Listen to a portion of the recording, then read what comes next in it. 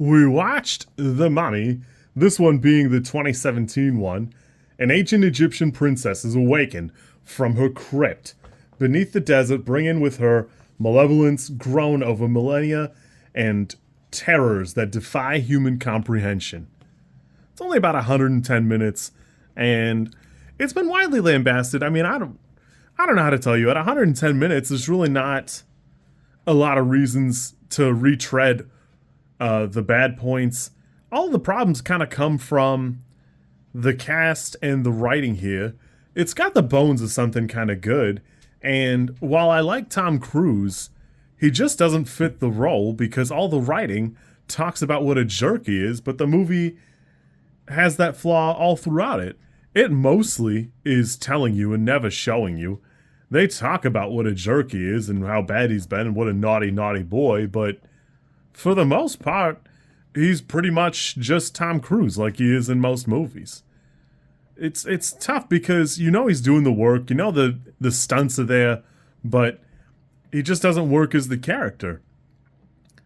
I think that Russell Crowe works here as Jekyll and Hyde, but even that is kind of in the way. So much of this movie is tied up in building itself as like a little baby universe.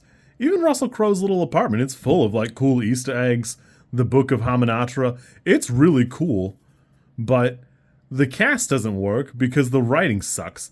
And you can find articles upon articles about why the writing doesn't work and how hard it was working to try and set up its little dark universe.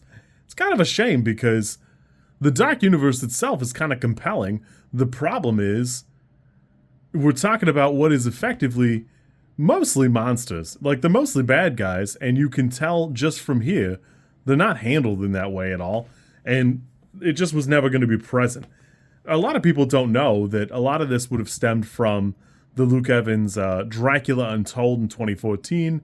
And it's validating to me because I hated that movie. I think that movie sucks. So it's good that things didn't work out, but, you know, it is what it is. Alex Kurtzman directed here. He also did a lot of the writing.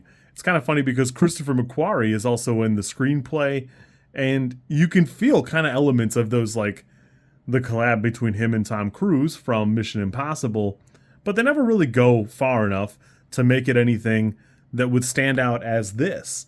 There's not the rich storytelling that, unfortunately, the 1999 Mummy movies put a pall over this one.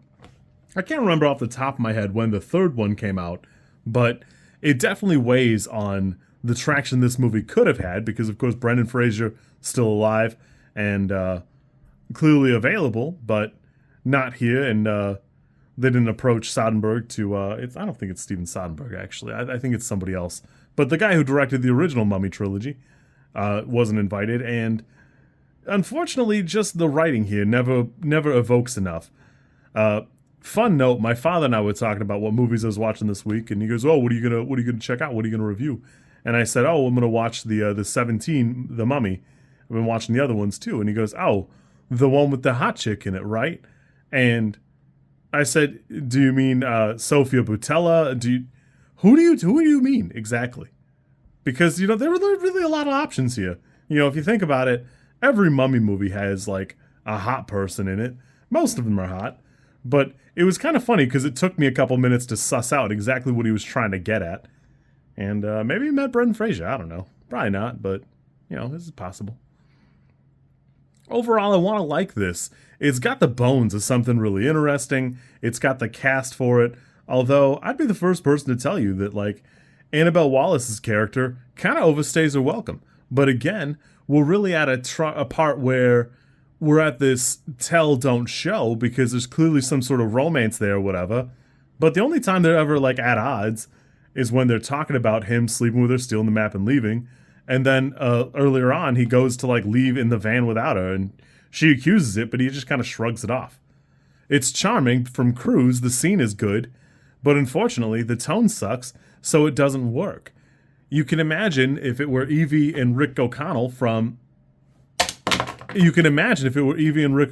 how that would go down and the way it would play out, or you know, really anybody. And that's kind of the problem here, is the cast just doesn't work for what it is. It's got the bones of something really good. You can tell that a lot of them are playing their heart out, but They just never really amount to enough here. This for me is probably a 4 or 5. I really want to like it. I want to be more against the grain, but it just never quite amounts to what it started out as.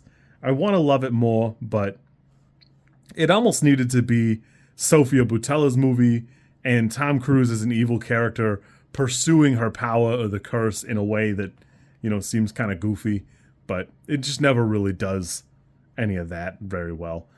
Kind of cool to see the Book of Life or the Book of Hymenoptera, whatever it was, but I don't know. It almost felt like offensive to see it in this movie for whatever reason. Unfortunately, trying to set out to make a universe is not the problem. It's that I think nobody was in charge. Nobody was the boss and said, okay, this is the vibe we're going to have, and then set out from there. And I think that's where a lot of the problems came from. It's unfortunate, but it is what it is. You kids be good. I'll catch you soon. And yeah, we'll go on to a couple other mummy movies. I think I got 2 or 3 left in me. And then I'll have to find something else to do with my time.